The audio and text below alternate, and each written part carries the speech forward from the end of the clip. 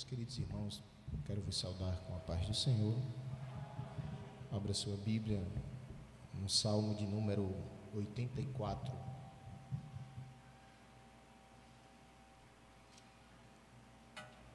Glória a Jesus.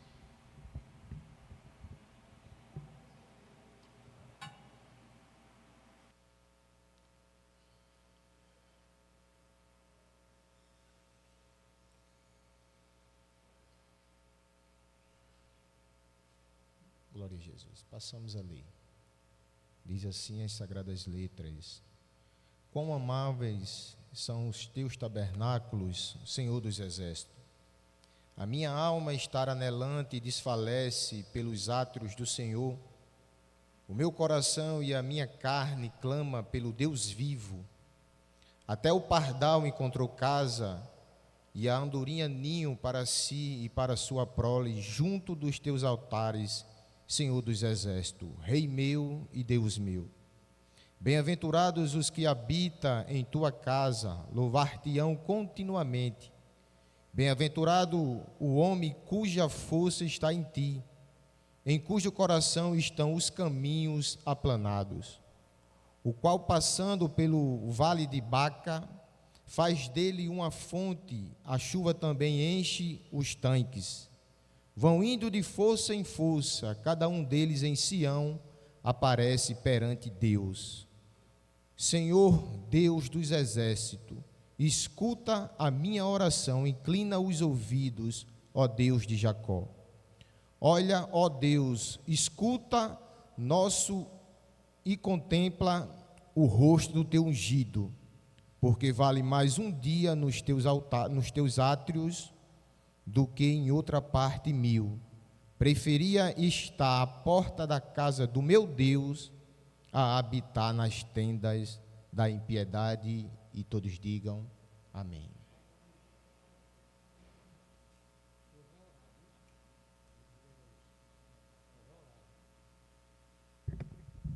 Meus queridos irmãos, nós vamos fazer uma oração agora, entregando os enfermos e também pelos ofertantes da casa do Senhor. Apenas antes de orar, quero justificar a ausência do pastor Eliezer. Ele precisou de sair, está havendo festa ali na congregação de satélite, e ele foi convidado, e ele teve que fazer presença ali, naquela festa de onde ele já foi pastor. E ele teve que sair, e eu disse: vá, meu pastor, e Deus te use lá em nome do Senhor. Amém? Queremos convidar aqui o nosso muito amado presbítero Sandoval Cruz, está aqui presente, irmã Zélia. Seja bem-vinda, irmã Zélia. Essa casa é sua, viu? Irmão Sandoval também está aqui, e ele vai orar agora em nome de Jesus. Depois, irmã Edilma. Amém? Chegue. Cumprimento a amada igreja com a paz do Senhor. Graças a Deus estamos aqui. Eu tenho passado tempo sem aparecer por aqui, até porque eu estou sem transporte, mas estamos aqui, graças a Deus. Vamos orar. Meu Deus e meu Pai, Tu és bom, Tu és fiel, Tu és poderosíssimo, Pai, e nós estamos alegres aqui na Tua casa, Pai, porque Tu és bom, Tu cuida de nós e supre todas as nossas necessidades. Paizinho querido, aqui estamos para Te louvar, para Te render graças. E vamos agora recolher os dízimos e as ofertas para a obra da Tua casa. Abençoa todos que vão contribuir e aqueles que não têm condição. Dá, Pai, condição para um dia também continuar nessa obra. Em nome de Jesus, Pai, continua conosco. Aleluia. Amém.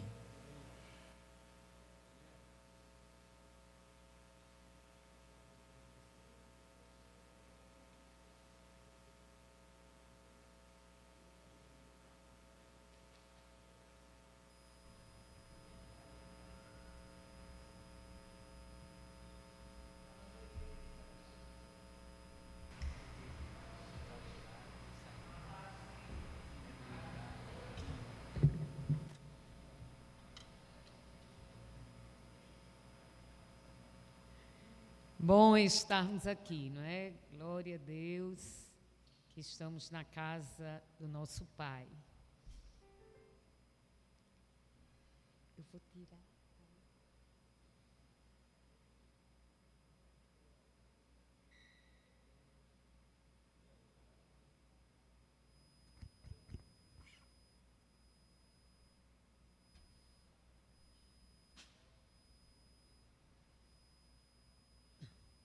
Eu quero orar, Senhor Jesus, eu quero te buscar,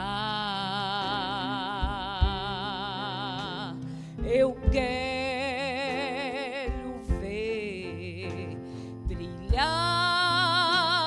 a luz, Senhor.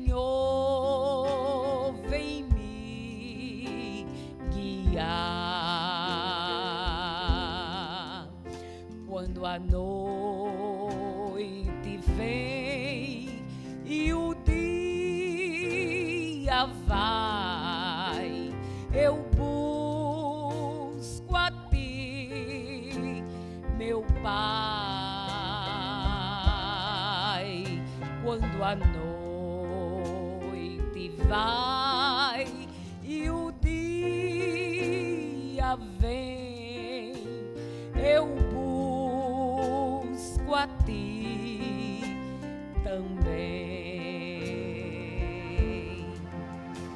Eu quero estar sempre aos teus pés, embora em aflição.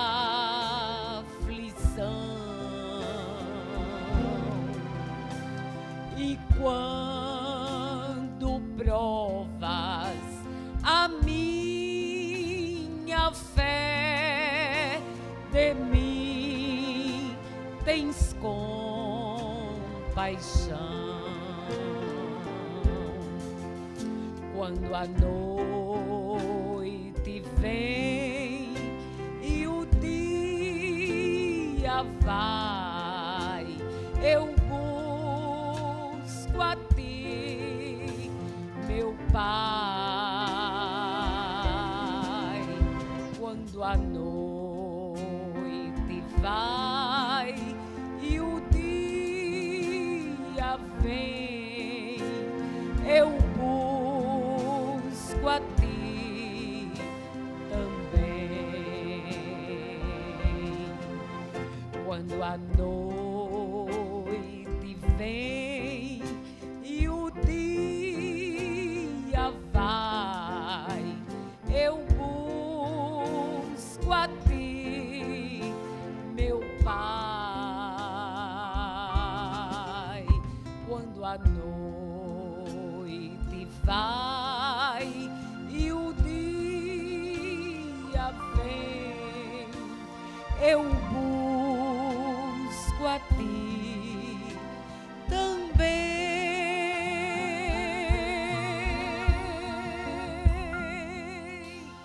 Amém.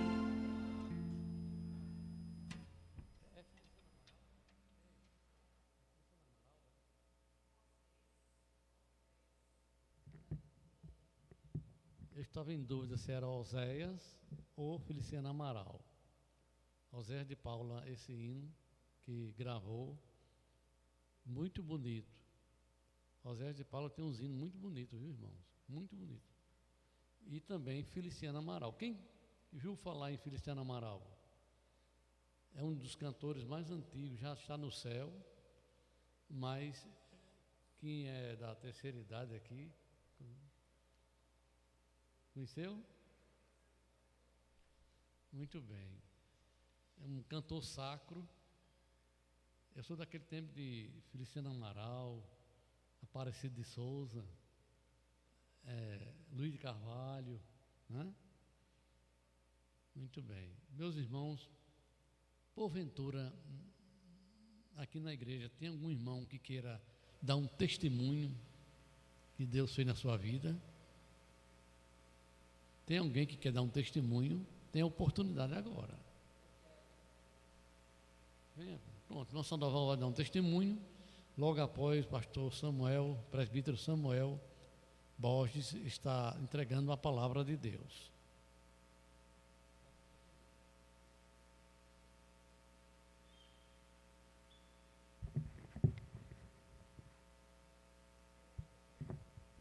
Mais uma vez, eu cumprimento a todos com a paz do Senhor.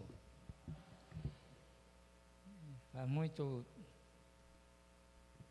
tempo que eu não testemunho do que Deus continua fazendo em mim e toda a minha família. É coisa grande.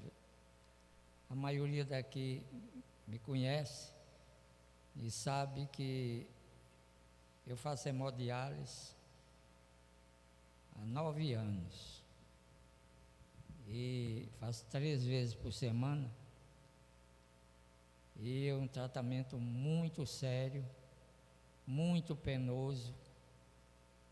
Quem conhece sabe, é tremendo. Você chega lá, uns dormem até, outros gritam, choram, existe derramamento de sangue, porque as agulhas são muito grossas e vaza, e Deus tem me sustentado. Eu tenho tanta consciência disso, que eu todos os dias agradeço a Deus, porque é tremendo, irmão. São 4 horas, você fica numa posição de um braço que não pode mover. São 2 agulhas grossas, uma puxa o sangue, passa na máquina, ela purifica e entra por outra veia, outra agulha. E é muito penoso. Mas eu também dou graças a Deus, porque se não fosse Deus, que deu sabedoria ao homem para construir, para fabricar uma máquina daquela, porque faz 9 anos que eu faço hemodiálise. Quer dizer, se não fosse a máquina, Deus já tinha me levado. Mas eu dou glória a Deus todos os dias, porque Ele tem me sustentado. Agora, eu peço aos irmãos que me dê mais um pouquinho de tempo, porque eu já até testemunhei aqui, mas vou testemunhar novamente, que Deus me constituiu, eu tenho certeza disso, porque Ele me deu 2 revelações muito tremendas a respeito da pregação do Evangelho. E eu faço essa obra, como diz o ditado, face a face, tá certo? E Deus tem me dado essa condição. Eu comecei a fazer isso há muito tempo, sabe? Mas era assim, esporadicamente. E de uns 10 anos para cá, eu tenho feito essa obra de uma maneira grande. Só tem a pregação, né? E tem também a distribuição de literatura. Eu fiz 2 vezes Candelária total, casa por casa. São 2.134 casas. E eu distribuí todos. Quem mora aqui deve ter pegado um folheto, que eu não sabia quem morava. E nas adjacências, que Lagoa Nova, tudinho. E até parei, porque, até pela minha idade, né? Estou com 87 anos, graças a Deus, e não estou mais com aquela disposição. Agora a disposição para pregar a palavra mesmo. Irmãos, é uma coisa tão linda, que eu mesmo, o que sai da minha boca para as pessoas, eu fico depois pensando, como é isso? A primeira revelação foi que eu estava num local e tinha um charco d'água, assim, mais ou menos uns 3 metros de diâmetro, e muito peixe pulando, e um cachorro procurando a pegar. E eu olhava aquilo e descia no alto, numa baixa, e tinha um lamaçal preto. É assim como quem pega caranguejo, não tem aquela parte da lama preta que ele vai buscar lá dentro. Pois eu fazia isso e trazia uns peixezinhos desse tamanho. Quem é que conhece tainha? Tainha é um peixezinho assim, bonitinho, ele é bem alvinho, sabe? Brilhoso. E eu enfiava aquela mão lá dentro, aí tirava aquele peixe. Quando eu ficava com ele na mão, que eu olhava,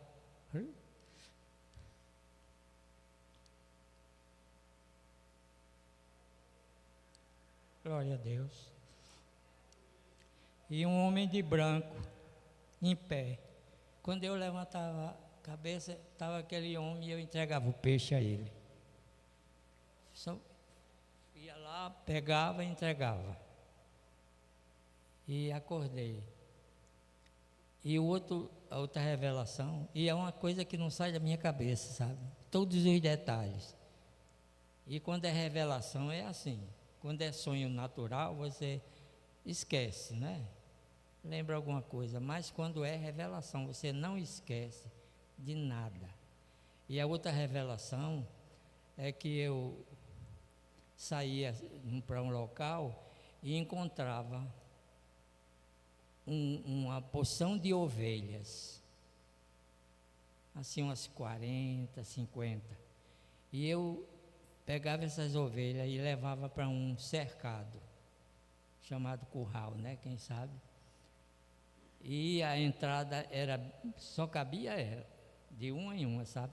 E eu colocava aquelas ovelhas tudinho para dentro daquele curral, que na Bíblia chama-se aprisco, não é isso?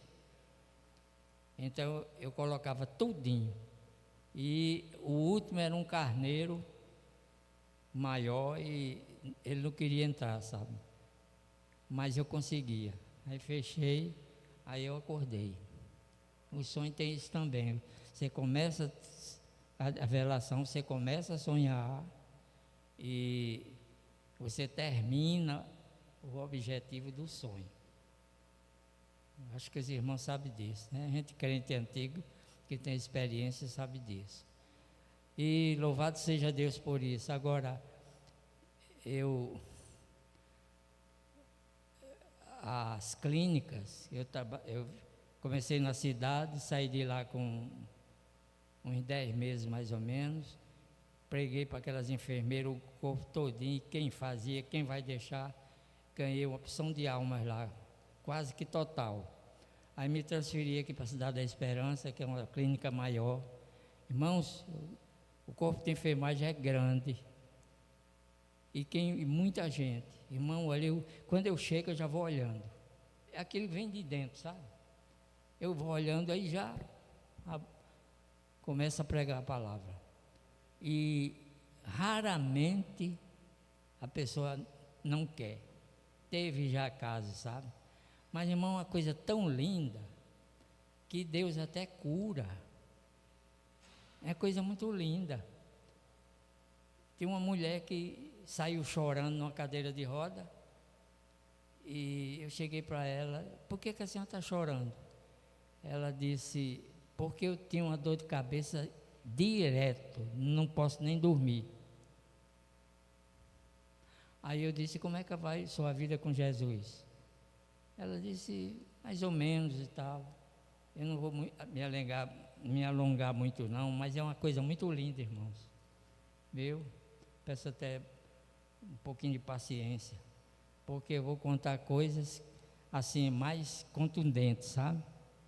A pessoa confessa e tudo, sai, mas a cura, por exemplo, aí eu cheguei, preguei para aquela mulher, ela confessou, eu orei por ela, a mulher calou-se. Aí quando foi, eu faço 3 vezes por semana, quando foi da outra vez, quando eu cheguei ela estava no mesmo canto, na cadeira, calada. Aí eu olhei assim, passei, aí ela disse em voz alta, e tinha muita gente, sabe? Esse homem aqui me curou. Aí eu voltei e disse, eu não, também, no mesmo tom de voz. Quem lhe curou foi Jesus. Teve outra que eu fui pregar para ela, falava com ela, a mulher não dava nem importância. Aí uma pessoa conhecida dela disse, ela é surda, não escuta não. Agora, irmãos, olha que coisa linda. Aí eu disse no meu coração, Jesus, como é que eu vou pregar para essa mulher se ela não escuta? Aí o Espírito Santo me deu, louvado seja Deus, para mim escrever a confissão e mandar ela ler por alto. Aí eu fui lá no balcão, peguei, Senhor Jesus, eu creio que Tu viesse para nos salvar, nos resgatar, sabe? A confissão. E eu reconhecendo, te confesso como meu Senhor, meu Salvador, perdoa meus pecados, a oração da confissão, que tem lá em Romanos 10, 8, 9 e 10, desse jeito. Aí eu entreguei para ela, pois ela leu em voz alta, como estava escrito. Não é assim que Jesus nos disse, se com a tua boca confessares e em teu coração crer, não é? Serás salvo, visto que o seu coração se crê para a justiça e com a boca se faz confissão para a salvação. Então foi desse jeito. Teve outra vez que uma mulher chega chorando direto na sessão e eu ao lado dela, eu peguei o inário, que eu levo o inário, e comecei a louvar. Aí eu saí meia hora antes. Quando eu terminei, a mulher, me tira daqui, eu não aguento, eu quero ir embora. Aí eu cheguei, louvei uns 3 hinos mais ou menos. Aí a mulher calou. Aí eu cheguei e disse, o que é que a senhora tem? Aí ela disse o que era erisipele, parece. E a senhora ouviu os hinos? Ouvi. Olha, pois Deus é bom e tal. Preguei para ela, a mulher confessou, saiu de lá, boazinha. Tá certo. Então, são muitos, mas eu estou falando o que Deus vai me dando agora. Teve uma freira que fazia hemodiálise, uma senhorinha já velha. Aí eu disse, Jesus, eu quero pregar para essa freira, o que é que eu faço? Ela é uma freira. Aí eu cheguei, foi onde eu comecei, o local da recepção era pequeno, cheinho, sabe? Chegava todo mundo sentado esperando a vez. Quando eu cheguei, que eu olhei, tudo cheinho, e ao lado da freira, a cadeira vazia. Aí eu disse, ai Jesus, louvado seja Deus. Aí me sentei ao lado dela, comecei a conversar com ela, porque até o Espírito Santo dá, irmãos. Diga assim, Senhor, eis-me aqui. Se você não sabe, peça a Jesus. Diga, Jesus, eis-me aqui. Eu não sei, mas é uma coisa tremenda. Eu falo assim, no meu coração, Senhor, né? Aí, pois estava a cadeira, eu me sentei e comecei ele dá a introdução. O Espírito Santo de Deus dá a introdução. Como é que você aborda a pessoa? Olha, irmãos, eu fico assim, meu Deus. Mas eu tenho ansiedade. Louvado seja Deus. Aí eu preguei para essa freira. Aí ela disse, pois eu quero confessar a Jesus. Aí confessou. Uma coisa tão linda, irmão. Ela contou a vida dela, mas ela confessou. E quando eu entrava, ela me chamava, ore por mim. Agora tem uma coisa, irmão. Tem muita gente, eu fico pensando, meu Deus, por que isso? Tanta gente idosa e até mais nova. Eu prego, a pessoa confessa, com pouco tempo, cadê fulano? Morreu. Olha, não sei quantas pessoas. É uma coisa tremenda, sabe? Chegou um senhor da minha idade, Aí, um baixinho chamado Calbi. Aí ele chegou, era um rosário até aqui, um terço, sabe? E a saudação dele na chegada dele: olhe, eu sei a missa em latim, eu ajudo o padre, eu sou seresteiro, toco violão, sou namorador. A apresentação desse homem era essa. Até para corpo de enfermagem, sabe? A cadeira dele ao meu lado e eu ouvindo isso. Estou terminando, irmão. Aí eu cheguei e digo, mas eu vou pregar. Eu só fazia dizer. Aí a filha dele, uma advogada, chegou para deixar ele, bem simpática e tal. Aí, ao lado dele, aí eu fui pregar para ela. Aí ela chegou, disse: olha, eu sou católica desde o ventre de minha mãe, por quê, que eu não vou me estender.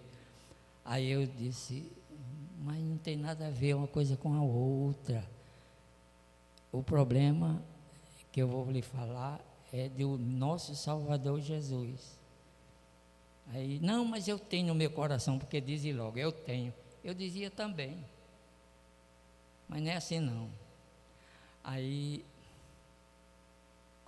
quando ela insistiu, eu digo: olha, não é no coração não, você tem que falar, porque a Bíblia diz que você tem que falar, confessar diante dos homens. A senhora não se confessa ao padre, fica calada ou fala? Eu falo então para Jesus, você tem que falar. Pois eu quero. Confessou, a mulher terminou chorando. Foi uma coisa tão linda, ela dizia: fala isso para meu pai, fale para meu pai. Aí eu disse: eu falo. Quando a gente entrou na outra sessão, eu disse: eu Calbi, o senhor ouviu, assim, eu ouvi. E aí? O senhor crê? Creio. E agora?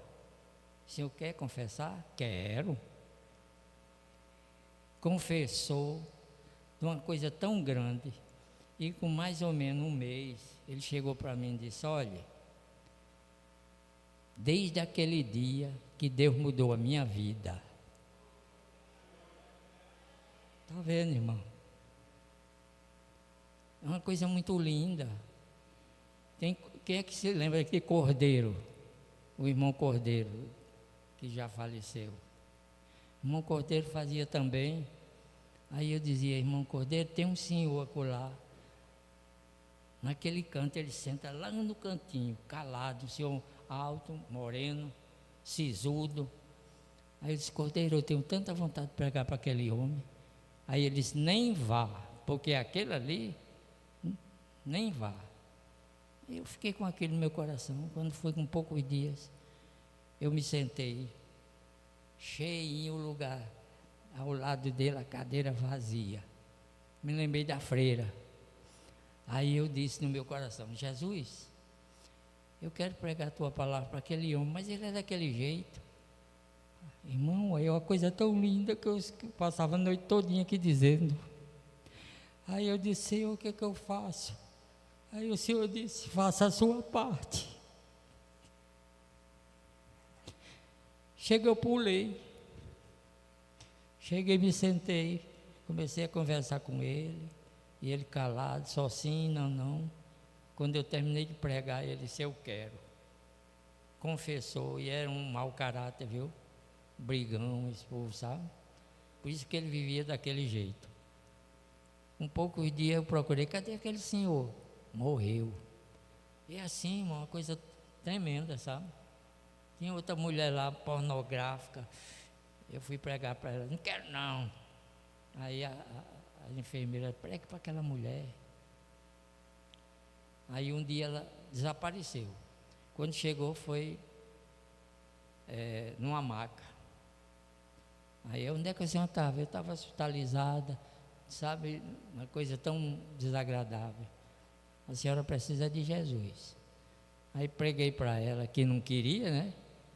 Eu quero. A mulher aceitou a Jesus Não foi mais aquela mulher que chegava chamando o nome, sabe? Caladinha, uma benção. Então, irmão, tem muita coisa, coisa linda. Me mudei aqui para Mirassol, tem uma clínica nova. Porque lá foi o corpo, 90% do corpo de enfermagem aceitou a Jesus. A médica que me assiste, doutora Graça, confessou de uma maneira muito grande. Viu? Eu estava lá na recepção, esperando para entrar, e tinha muita gente. E eu eu peguei logo voz alta. Olhe, você precisa de Jesus, assim, preguei. Aí uma senhora disse, não, eu sou das carismáticas, aquela roda toda. E terminou a mulher chorando, confessando a Jesus. Aí um senhor chegou de cadeira de roda, já peguei o homem, pregou, aceitou também, aceitou outro, 3. Tem vezes que é 4. Aí um entrou primeiro para a médica. Quando eu entrei, seu Sandoval, me diga uma coisa, o que é que o senhor está falando lá fora que o povo só fala no Senhor? Aí eu disse, eu falo do amor de Deus. Aí, é mesmo, e como é isso? Eu já tinha dado um Novo Testamento a ela, viu? Um Novo Testamento para ela, aqueles pequenininho, né? Aí, eu digo para a doutora, a senhora lê, nos seus intervalos. Aí, quando ela levantou, falou comigo isso, ela de pé aqui, pertinho da porta, aí eu disse, doutora Graça, é o amor de Deus que eu estou falando, Jesus é bom. E ela disse, mas como é isso? Olha, irmão, dizendo a mim, para a glória de Deus. Aí eu preguei para a mulher, ela confessou e disse, me abrace. Pensou, irmão. E é assim comigo, passe e meio para mim. Comprei uma Bíblia dessa capa rosa, que é de mulher, da mulher bem. Aí fiz uma dedicatória. Quando eu vou para ela, estou lendo, viu? Lendo a Bíblia. Está vendo, irmão? Louvado seja Deus. Bom, eu acho que não vou tomar tempo não, mas tem tanta coisa. E não é só na clínica não, viu? Semana passada, tem um mercadinho aqui em São José, a Caixa aceitou chorando tanto e disse para mim, eu passei foi o dia chorando, a lágrima descendo, sabe? Teve um lá de máscara, chega a lágrima corria por baixo da máscara. Paulo, o nome dele, ele está indo à igreja, viu? E aqui tem gente que confessou, como o irmão Raimundo, Neumann, que ganhei ele na praça, viu? E eu digo, irmão Raimundo, eu não vou me estender, mas é uma coisa muito linda. Deus mandou ele falar comigo na praça, irmão Raimundo, até se batizou nas águas, chorando, aperreado com os problemas de casa. Quando ele ia passando, aí Deus disse a ele, é aquele. Aí ele ficou lá esperando, eu pregando para a mulher. Aí a mulher aceitou, eu disse, o que é que o senhor quer falar comigo? Quero. Contou a vida dele. O senhor precisa de Jesus, preguei. Irmão Raimundo aceitou, ficou bonzinho. Eu trouxe ele algumas vezes para a igreja, que ele mora aqui perto. E é assíduo. Agora não veio mais porque está doente, sabe? Mas é desse jeito, viu? Louvado seja Deus. Aqui na Farmácia Globo teve uma menina, uma chefe que estava lá dentro. Eu fui comprar um remédio, aí aquela mulher baixinha chegou para mim e disse, me dê o seu medicamento que eu vou deixar lá no caixa. Aí eu digo, olha Jesus, é impressionante. Depois ela me disse, eu estava lá dentro e vim aqui fora e me deu vontade de pegar o senhor e ir lá para o caixa. Aí eu disse, sabe por quê? Por isso, isso e isso. Essa mulher, quando aceitou a Jesus, essa mulher caiu num pranto tão grande, bem alto, dentro da farmácia, na Globo, chorando, sabe? Eu precisava disso, tal. Aí chegou para outra caixa e disse, olha, eu estou aqui tão leve, esse senhor, sabe? É muita coisa, irmão. Eu agradeço a oportunidade Gostaria muito de passar mais uma hora aqui, porque é muita coisa. E eu comecei a notar as pessoas, sabe? Em 1916, foram 86 almas. E todo mês, 10, 8, 12, todo mês. Eu anoto, sabe? Já ontem um senhor aceitou lá na clínica, cego, sabe? Falando bem baixinho. A neta dele vai deixar, crente. E eu digo, e pegou, não, porque ele não quer, aceitou também. Sabe? E é uma coisa muito linda, irmão. Prega a palavra de Deus. Se você não tem vontade, ou tem, não sabe, Jesus me ensina, eis-me aqui. Olha, é coisa tremenda, Deus dá a palavra a você assim, que a mulher que, filha do homem que morreu, que cheia de rosário, chegou e disse, eu queria aquela oração que o Senhor fez por escrito, para mostrar a minha irmã. Eu digo, minha filha, eu não sei, porque é o Deus que dá, o Espírito Santo é que dá. E é desse jeito. Eu mesmo, como foi que eu disse isso? Sabe, irmão?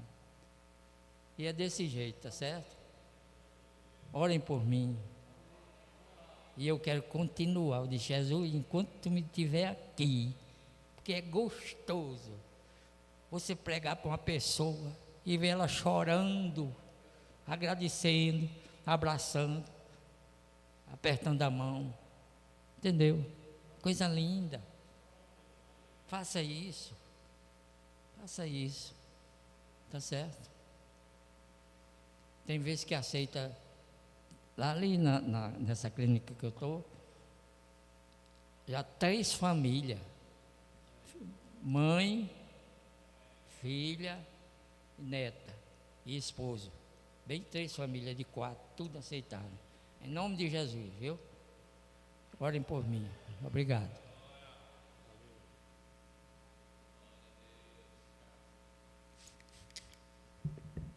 Esse homem é um ganhador de alma, não é, não, irmãos? Se tivesse aqui pelo menos uns 10 Sandoval aqui na Candelária, essa igreja estava cheia, porque esse homem ganha almas, viu? É na clínica, fazendo hemodiálise e ganhando almas para Jesus. Não perde a oportunidade, pregando o Evangelho. Reverendo Samuel Borges, dando a palavra em nome de Jesus.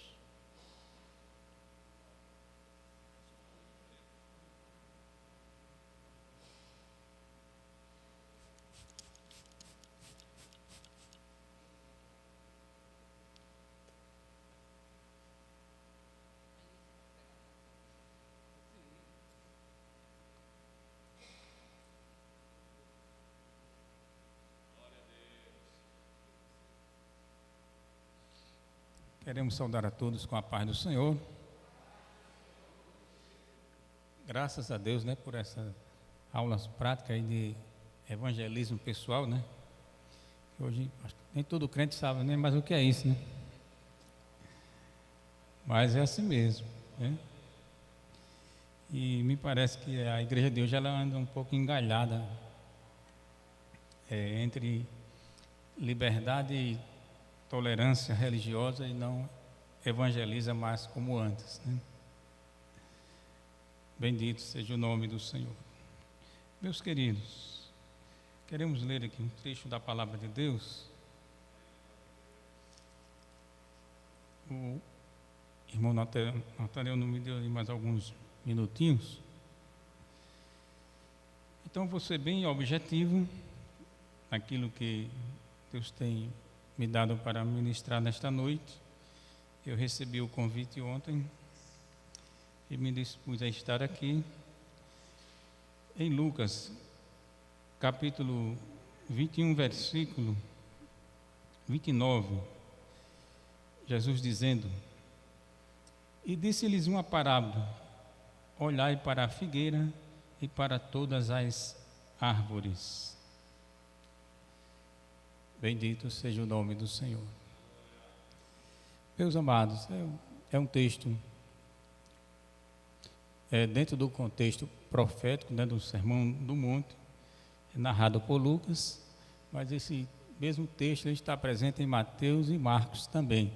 Só que a maneira como Lucas coloca é mais interessante quando ele faz aqui menção dessa forma, dizendo que Jesus, né, falando da volta do Filho do Homem, creio eu, já dentro desse contexto do capítulo 21, já é na sua volta em glória e não no arrebatamento, portanto, já dentro também do contexto da grande tribulação. E Jesus dizia assim, fazendo esse alerta para esse momento profético. É um sermão oportuno, né, que temos a tratar nesta oportunidade, né, diante das circunstâncias, os acontecimentos, né, que presenciamos nos últimos dias, especialmente do dia 7 de outubro para cá, né? E é claro que a gente não vai aqui tratar, discorrer em aspectos geopolíticos, né? E sim mais no aspecto escatológico, profético, porque se nós encontramos nas Escrituras, de cada 10 profecias bíblicas, 7 diz respeito a Israel, é porque se deve dar uma certa atenção a essa realidade, né?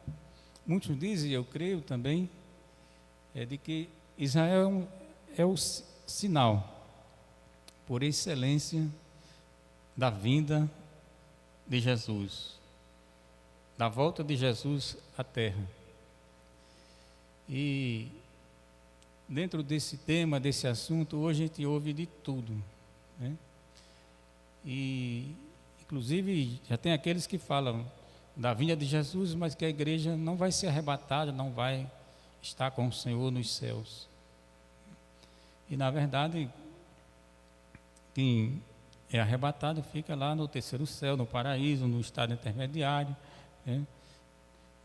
Depois, em dado momento, vai habitar na Jerusalém celestial, mas não propriamente no céu, né? Era uma coisa que eu discuti com o irmão Ronaldo esses dias, mas a gente ouve de tudo, né?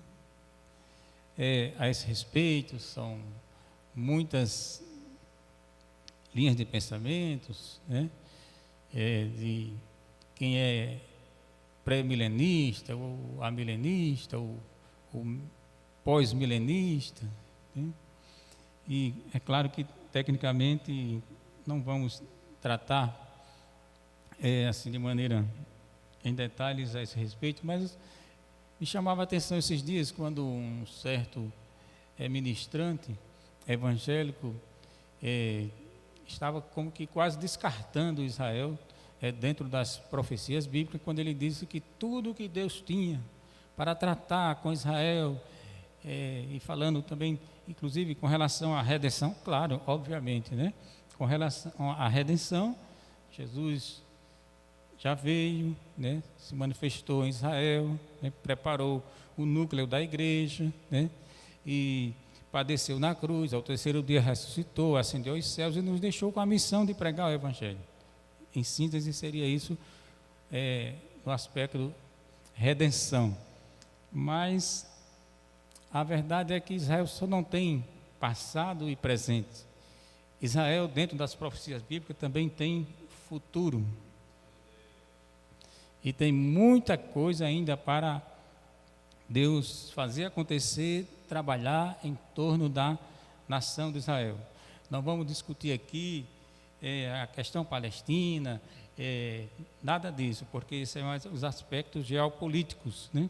Mas o propósito dessa ministração, desse diálogo aqui com os irmãos, nessa oportunidade, para que a gente estejamos mais despertados, mais alerta ao que está acontecendo no mundo de hoje e em torno, sim, das nações de Israel e da própria igreja.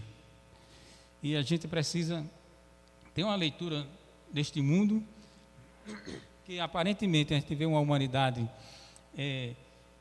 unida em torno de objetivos comuns, aparentemente.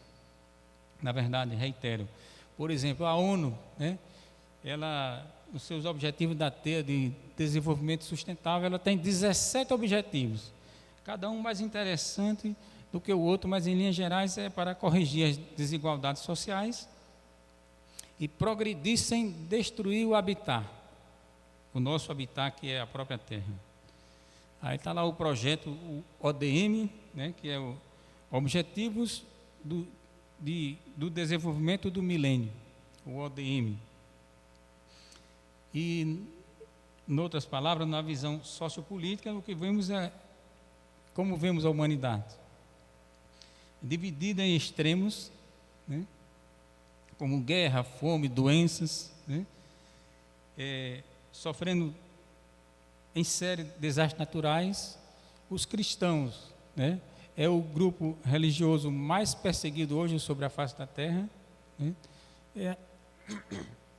é a igreja que se encontra nessa situação, e Israel se contorcendo, né, para sobreviver mesmo após o seu renascimento nacional. Em resumo, seria essa visão sociopolítica dos dias atuais. E, na verdade, os dias são sombrios para Israel e as nações. Enquanto isso, a igreja aguarda o arrebatamento. Como dizia o pastor Cláudio na aula de domingo, nós ali estudando na EBD, ele disse: nós, a igreja, não estamos esperando o anticristo, estamos esperando o Cristo. Só que nesse ínterim tem uma série de coisas acontecendo, né? E as profecias bíblicas não têm caído nenhuma delas por terra, elas estão se cumprindo, a situação está acontecendo. E eu queria frisar aqui acerca dos antecedentes, né? Porque muitas vezes, ainda hoje, na igreja dos dias atuais, ela está um pouco contaminada com a teologia da substituição que o romanismo ensinou desde os primeiros séculos da era cristã, de que a igreja substituiu Israel foi posto de lado, estava como que um povo rejeitado, né? E a igreja agora é quem está no comando, que Deus vai trabalhar com a igreja, Israel é passado. Isso chama-se a teologia da substituição, quando na verdade a igreja tem identidade e suas atribuições, Israel tem a sua identidade e também o seu papel dentro do cenário das Escrituras, especialmente no cenário profético. Então a teologia da substituição é uma falácia, que só tem servido para perseguir os judeus, extorquir seus bens, matar judeus como se mata inseto. Foi isso que a igreja fez, principalmente ao longo de toda a Idade Média. Você já se perguntou por que houve tantas cruzadas? Primeira cruzada, segunda cruzada, terceira cruzada, e só houve vitória na segunda cruzada, propriamente. O restante foi só derrota. Para libertar Jerusalém dos infiéis muçulmanos. Por que a igreja fez isso? Porque iam famílias inteiras com suas crianças a caminho de Jerusalém para libertá-la do poder muçulmano, mas quando eles partiam para essa guerra, para esse enfrentamento, quem é que vai à guerra rodeado de crianças, sem condições nem de luta bélica? E por que isto? Porque aqueles que partiam para Jerusalém naquela caminhada das cruzadas para libertar Jerusalém dos pagãos, como diziam eles também, deixavam um testamento de que se não voltassem os seus bens, tudo deles ficavam para a igreja. E foi assim que a igreja enriqueceu durante a Idade Média. Era assim, era o intuito, o propósito. E tudo aquilo que no século XII, XIII, XIV em diante, que a igreja fez em perseguição aos judeus, mais tarde Hitler, quando fez um acordo no Vaticano, esteve lá presente, ele disse: eu não estou fazendo nada com os judeus, senão o que a igreja já fez. E por isso que John Hagee, no livro Em Defesa de Israel, ele mostra 16 pontos de práticas do catolicismo contra a nação de Israel, contra o povo judeu, E tudo isso Hitler foi aplicando dentro das práticas nazistas contra o povo judeu. Mas, queridos, a verdade é que desde o século XIX, Israel começou a retornar à sua terra e está nela restaurada geopoliticamente e reconhecida pela ONU há 75 anos. Em 1949, Israel foi admitido na ONU. Mas quais são, em síntese, os antecedentes? Eu não vou poder destacar um por um aqui, mas eu vou citar, para que você entenda que o fato de como Israel se encontra hoje não foi por acaso. Como é que Deus trabalhou, o que é que Deus fez, o que é que foi se cumprindo, o que Israel enfrentou e como é que veio se cumprir aquele versículo lá de Isaías, como é que nasceria uma nação em um só dia. E a nação esteve de parto e agora é um povo, é um Estado estabelecido. Isso não foi por acaso, foi debaixo de sangue, suor e lágrimas. E eles perseverando, confiando, esperando em Deus, na sua fé monoteísta, com todos aqueles sofrimentos que passaram. Então, surge, inclusive também no final do século XIX, o movimento sionista, em consequência exatamente da perseguição russa que levantou os pogros contra o povo judeu na Rússia, e acredita-se que de 1881 a 1914 saíram da Rússia cerca de 1.300.000 judeus por causa da perseguição dos pogros russos. Essa palavra quer dizer tempestade, destruição, que foi o que os czares russos levantaram contra o povo judeu. E assim surgiu o movimento sionista a partir daí. Passa pela Primeira Guerra Mundial, 1914, 1918, a Liga das Nações, logo em seguida, 1919, e com o Tratado de Versalhes, funda-se a Liga das Nações.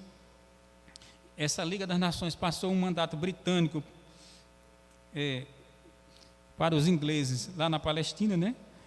Que se estendeu de 1922 a 1947, que muito prejudicou a nação de Israel na sua luta, no seu objetivo de recompor o seu Estado, né?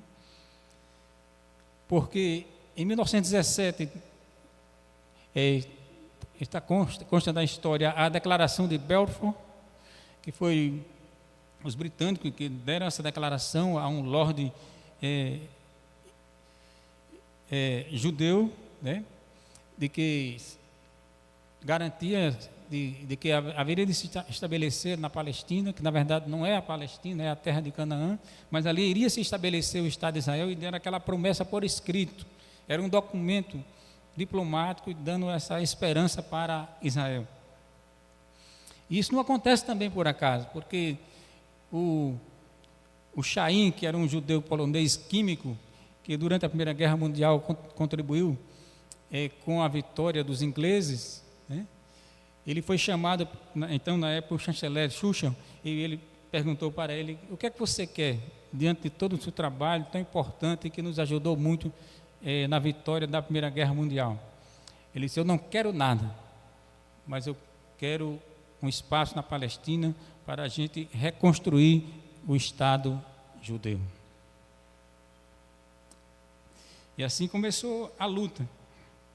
Mas veio a Segunda Guerra Mundial e, na verdade, em 1939 também, já em curso, né, os árabes brigando contra os judeus imigrando para Israel, e os britânicos começam a se voltar mais para interesses econômicos do que cumprir com o seu compromisso que tinha feito com os judeus, e aí editam o White Paper, papel em branco, reduzindo drasticamente a imigração do povo judeu à Palestina. É como que estava sepultando a Declaração de Balfour de 1917. Aí vem a Segunda Guerra Mundial, 1939 a 1945, o nazista e os horrores do Holocausto. E hoje no mundo árabe se tenta, né, dizer que é um mito, que não é verdade, que isso não aconteceu. Chegar a esse ponto. Assim como também nas escolas do Reino Unido já se tentou tirar dos currículos escolares, porque os muçulmanos querem que tire, porque aquilo é um mito. A que ponto está chegando a humanidade dos dias atuais? Aí, diante de tudo que se passa durante a Segunda Guerra Mundial, vem a omissão mundial. E o mundo ficou indesculpável para com a comunidade de Israel, porque houve muita omissão, né? E não socorrer Israel, e não encontrar meios para livrar o povo judeu de tanta perseguição, principalmente pelo nazismo. Tem coisas absurdas para se relatar a esse respeito. Navios inteiros, né, que foram a pique, porque não conseguiam atracar, chegar a Israel, porque os ingleses obstaculavam para que não chegasse a Israel, e já eram pessoas fugindo das garras do nazismo e não tinha como retornar. Existem N situações, né? Conferência que se fez e não chegou a lugar nenhum, porque todos se omitiam. E é por isso que houve uma omissão mundial e o mundo ficou diante de Israel indesculpável. E assim, em 1942, se encerram as atividades da Liga das Nações. Em outubro de 1945 surge a ONU, porque a Liga das Nações foi um embrião para a criação da ONU. E assim, veio também, em novembro de 1947, aquela Assembleia da ONU, onde foi votada a Resolução 181 para a partilha da Palestina. Mas veja como as coisas acontecem. Diante de toda essa luta, todo esse esforço que Israel passava e lutava, né? E enquanto isso, nações árabes foram recebendo dos ingleses, né? Outros que eram colonos de franceses, de russos, foram recebendo a sua independência praticamente de mão beijada, enquanto que Israel estava lutando, sofrendo horrores, e diante dessa situação, quase como que sem esperança de reconquistar o seu território. Mas a gente sabe que 14 de maio de 1948, Israel declarou a sua independência e cumpriu-se o que se dizia a profecia bíblica. Louvado seja o nome do Senhor. Então, queridos, agora não foi tão justo como muitos pensam, e ainda hoje Israel luta, está lá se contorcendo para se manter dentro do seu estado estabelecido, e com base numa resolução, né, que lhe dá o direito internacional de ali estar, se fazer presente, existir como povo, como nação. Porque o que é que fizeram com a Palestina? Antes da resolução, pegaram 77%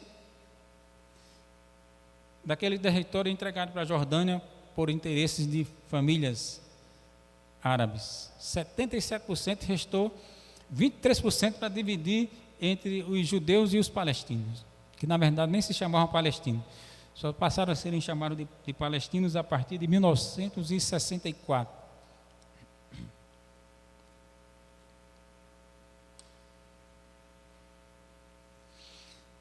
Mas assim, Israel terminou com 13% da proposta original, e mesmo assim Israel admitiu, aceitou, e os líderes do mundo árabe não admitiu, não aceitou, e como se sabe, Israel declarou a independência no dia 14 de maio de 1948, porque ao meio-dia daquele mesmo dia, os britânicos deixaram, a partir do porto de Haifa, deixaram a região. E naquele mesmo dia, antes do sabate, os judeus se reuniram, fez a assembleia e declararam a sua independência. E no dia seguinte estavam aquelas nações árabes se reunindo contra Israel. No dia seguinte, imagina o milagre que Deus fez para aquele povo se manter de pé. E assim se sucede, né? Como na guerra mais tarde na guerra dos 6 dias, né? Que judeus que se diziam ateus e mesmo lutando em favor do seu país, mas se diziam ateus, e quando viram o que aconteceu, os livramentos, como Deus trabalhou naquela guerra de maneira extraordinária, aí muitos deles se voltaram para Deus.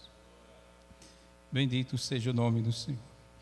Assim, queridos, eu quero concluir aqui, tinha outros pontos para colocar e falar de expectativa dos últimos dias na escatologia bíblica, e só frisar aqui esse ponto de Zacarias 12, 1 e 3. Zacarias profetizou por volta do ano 520 a 770 a.C. e descreveu um quadro profético onde Israel estaria rodeado de inimigos, como diz o texto, seus povos vizinhos, e assim como hoje Israel se encontra. E ele diz também que Jerusalém será como um cálice de tremor para todos os povos em redor e uma pedra pesada para todos a quem com ela se carregar, quer dizer, se envolver no conflito, né? E diz o texto também que estes que assim se envolverem serão despedaçados e virão contra ela todas as nações da terra, né? E a gente vê esse cenário se configurando, né, de que essas coisas estão caminhando para acontecer, né? Os inimigos de Israel, tudo que fazem é para jogar Israel contra a comunidade internacional, né?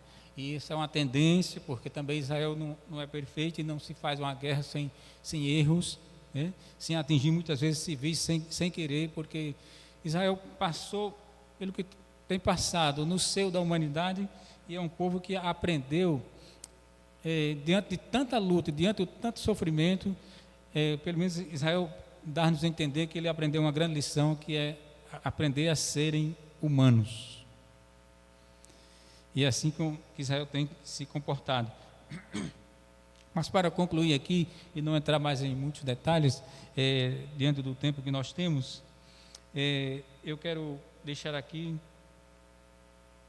3 palavras, né, de ordem que nos cabe a nós cristãos dos dias atuais, que estamos vivendo nessa expectativa, como as coisas estão caminhando dentro da escatologia bíblica, né? Eu poderia falar ainda do Holocausto, ainda em 3 aspectos, mas vou deixar para uma outra oportunidade. Mas a palavra de ordem para mim e para você, cristão dos dias atuais, em torno de todas essas questões envolvendo as nações de Israel e a igreja, as palavras de ordem são estas, que estão em vários textos que a Bíblia nos convida a moderação, vigilância e oração. Mateus 26, 41, vigiai e orai para que não entre em tentação. Na verdade, o espírito está pronto, mas a carne é fraca. Ou seja, não podemos confiar na natureza humana enferma pelo pecado. Você não pode confiar na sua racionalidade, você não pode confiar no seu próprio eu, ou na sua visão de mundo, sem olhar para as Escrituras e fazer uma leitura pelo filtro da palavra de Deus. 1 Pedro 5, sede sóbrios, vigiai, porque o diabo, vosso adversário, anda em derredor, bramando como um leão, buscando a quem possa tragar. Todos esses textos, que eu poderia colocar outros aqui, nos chamam a atenção para esse ponto. Precisamos, nos dias atuais, de muita moderação, sermos vigilantes e nos aplicar a uma vida de oração. E o que não é fácil, né? Se fala muito, né? Eu, pelo menos, falo pouco acerca de oração, porque eu só vou falar mais de oração quando eu orar mais, para ser coerente. Não adianta você estar falando de orações se você não ora.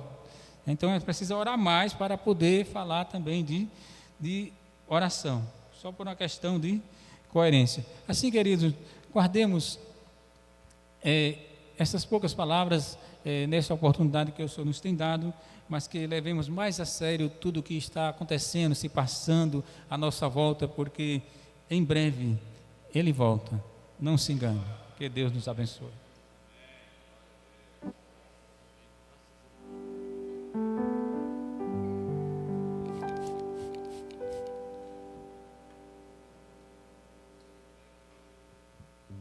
Meus queridos, fiquem de pé.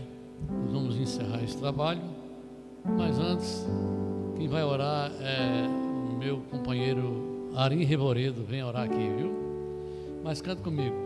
Vivo alegre, feliz com Jesus, a minha alma só vive a cantar. Minha vida não é mais aquela, porque Jesus entrou no meu lar. Vivo alegre, feliz com Jesus, a minha alma só vive cantar. Minha vida não é mais aquela, porque Jesus entrou no meu lar. Quem conhece esse corinho, esse hino? É bonito demais, não é, não, irmãos? Muito bem, meus irmãos, quinta-feira dará o início do Congresso da Juventude, Congresso da Mocidade desta igreja. E você não é convidado não, está convocado a vir. Vamos prestigiar, está aí ó, o banner, que tem como tema Justificados. A partir de quinta-feira estará pregando aqui um pastor ali de Abreu Lima. E você venha ouvir a palavra de Deus. Convide alguém para que possa vir assistir o culto e quem sabe se entregar a Jesus. Amém? Traga um parente seu, um amigo, um vizinho, e creio que será uma bênção em nome de Jesus. E se estenderá os trabalhos da mocidade até o domingo. Amém? Vamos orar com o nosso irmão Arim e depois... Elisandro está aí não?